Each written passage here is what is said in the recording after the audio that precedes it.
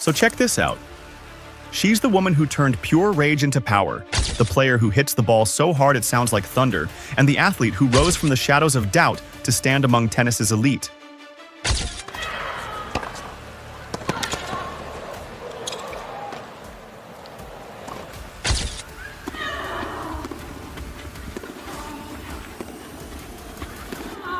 Aryna Sabalenka. The name that echoes through every arena. The roar that shakes the crowd, the fighter who doesn't know the meaning of surrender.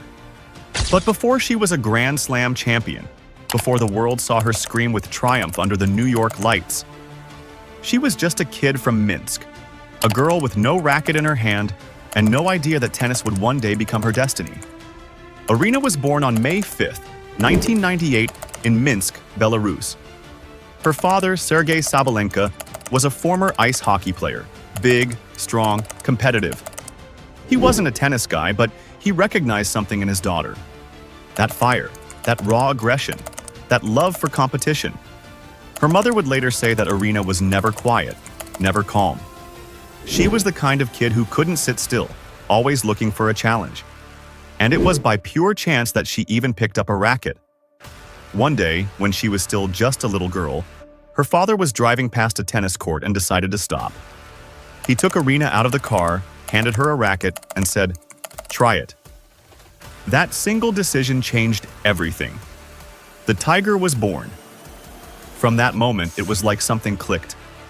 The ball, the sound, the energy. It awakened something deep inside her. She trained endlessly, hitting until her hands ached, until her muscles screamed. Belarus didn't have the massive tennis academies or luxurious training facilities that kids in the US or Spain had. But Aryna had grit. And sometimes, grit beats everything. Her family became her anchor. Her father was her biggest believer. He was tough on her, but never stopped reminding her that she was destined for greatness. He would push her to run longer, hit harder, and fight through every frustration. And she thrived on it. But when she lost him in 2019, everything stopped. Her world was turned upside down and it showed on court. He was only 43. His passing wasn't just heartbreak, it was a breaking point. Aryna later said that after losing her father, she couldn't breathe, couldn't think straight. Every match, every swing of the racket carried the weight of his memory. She promised herself one thing: she would become a Grand Slam champion for him. And if you've ever seen her play, you know that every scream, every clenched fist, every drop of sweat carries his spirit. Aryna didn't rise quietly. She didn't sneak her way up the rankings with finesse and subtlety. She exploded. When she hit the WTA circuit, people immediately noticed something different. That serve, that power, that intensity. It wasn't just about hitting winners, it was about domination. Players feared playing her. By 2018, Sabalenka started making waves. She beat top players, crashed semifinals, and played with the kind of aggression that made commentators say things like, "She's a force of nature." And that's exactly what she was. Her breakout year came in 2018, when she won Wuhan, then followed up with titles in Shenzhen, Doha, and Ostrava in later seasons. She became known for her fierce baseline power and fearless attitude. The intensity on her face was on another level. But what really set her apart wasn't just how hard she hit the ball, it was how much she wanted it. There was no plan B with Sabalenka.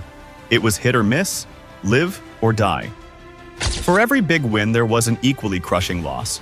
The losses were really hard. Sabalenka's journey wasn't smooth. For years, she was known as one of the best players to never make a Grand Slam final. She'd destroy opponents early in tournaments, then crumble when the pressure peaked. People whispered that she couldn't handle the big stage, that she was all muscle and no mind. And she admitted it. She said that sometimes her emotions controlled her. She'd get so angry, so frustrated, that she'd lose sight of her game and the anger took over. Her double faults became a nightmare. Whole matches slipped away because her serve, her biggest weapon, turned into her biggest enemy. There were finals where she fell apart under the lights. The 2021 US Open quarterfinal against Maria Sakkari, the Australian Open semis against Garbiñe Muguruza, And even the 2021 WTA Finals against Garbiñe Muguruza again. Moments where the crowd held its breath and Aryna let victory slip. But she refused to let it define her. She hired sports psychologists. She rebuilt her serve. She studied herself, not just as a player, but as a person. Slowly, she turned chaos into control, anger into focus, and this scared her opponents. Then came 2023. Aryna walked into Melbourne Park with a different kind of energy. Calm, focused, determined. She had been here before, close but never over the line. But this time felt different. You could see it in her eyes. Match after match, she didn't just win, she dominated. Her power was unmatched, but so was her composure. And when she stepped onto the court for the Australian Open final against Aryna Sabalenka, the world held its breath. It was a war, both women blasting the ball like cannons, refusing to blink. But Aryna had that extra fire, that emotional edge, that pain she'd carried for years. When she finally won, collapsing to her knees and bursting into tears, it wasn't just victory, it was vindication. She had done it. She'd kept her promise to her father. That moment made her a Grand Slam champion, the #1 in the world. And finally, the player everyone knew she could be. But if you thought the story ended there, you'd be wrong. Because with victory came a new kind of pressure. Everyone wanted to beat her. Every match was a statement. Every loss was analyzed, criticized, dissected. Her rivalry with Coco Gauff became one of the sport's most compelling battles. At the 2023 US Open, the stage was set again. Sabalenka was on fire, serving big, hitting clean, and powering through the draw. She reached the final and faced Coco Gauff, America's new hero, just 19, ready to take over. For a set, Sabalenka looked unstoppable, blasting Coco off the court 6-2. But then, something shifted. Coco started running, defending, making impossible balls. The crowd got louder, the pressure mounted. Sabalenka's frustration boiled. She started to unravel and she let the pressure take over. The match slipped right out of her hands. Coco came back, took the next 2 sets, and won the US Open title. For Aryna, it was heartbreak, another brutal loss on the biggest stage. But the real controversy came after the match.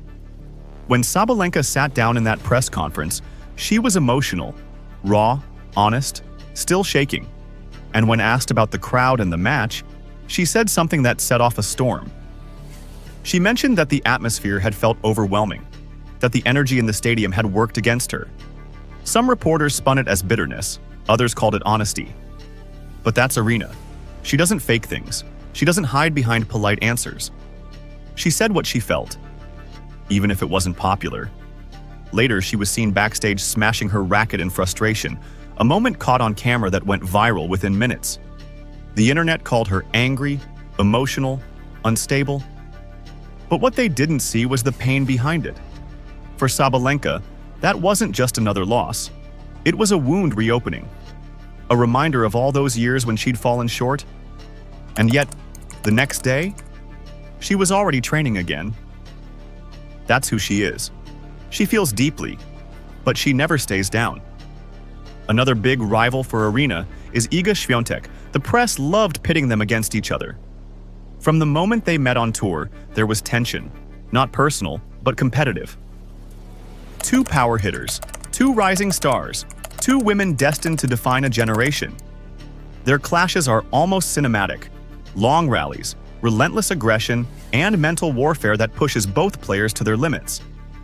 Aryna has faced Iga in multiple finals, including a memorable showdown at the 2023 Italian Open. Both players were on fire. Every shot, every sprint across the clay was an exhibition of raw talent. And though Aryna took the first set with ferocity, Iga's defensive skills and precision forced Sabalenka into exhausting rallies. The match slipped away from Aryna in the 3rd set, leaving her frustrated but determined. That loss became a turning point. She realized that power alone wasn't enough. She needed to pair it with patience and strategy. And slowly, she learned. She studied Iga's game, adapted her own, and came back stronger. Beyond Melbourne, Aryna's journey through Grand Slams has been a roller coaster. After the Australian Open triumph, she made deep runs at the French Open and Wimbledon, often falling just short of the title, sometimes to rivals like Ons Jabeur, whose elegant touch and unpredictability have tested Aryna's game more than anyone. Jabeur beat Aryna in the semifinals at Roland Garros 2023 in a match that went to 3 sets.